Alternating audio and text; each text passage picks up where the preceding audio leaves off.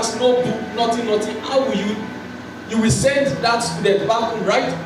So many times when we go to the place of prayer without documenting stuff, books and writing, God is sending us to ourselves. Because everything, hear me, the word of the Lord requires documentation. It means everything that the Lord is saying, He wants us to what? Document them. So every time, hear me, there will be access into the communication of God every time until you learn how to come into God in prayer by documenting everything the Lord is saying. It means a believer that comes as a student will not but hear what God is saying. God is willing to talk every time, but check your heart. Even though you come, you say, God, I want to hear your voice. And God is saying, what if I speak to you? How will you trap my voice?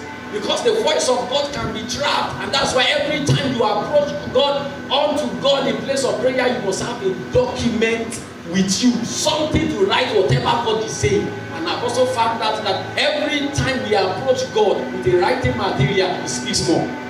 Are you aware that the things that God, the scriptures were documented by the prophets, the men of old?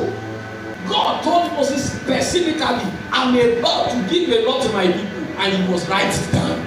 Because don't say, I have a sharp memory, I can remember everything that God is saying in the place of prayer. Sometimes our natural senses don't function. Because God does not speak to the sense of men, He speaks to the heart of men. That's why the Bible says, out of the abundance of the hearts, the mouth speaketh. It means in your heart is like a bank that you can keep things, you can keep grudges, you can keep all of that here. It is possible to forget some things when your heart has been tampered with.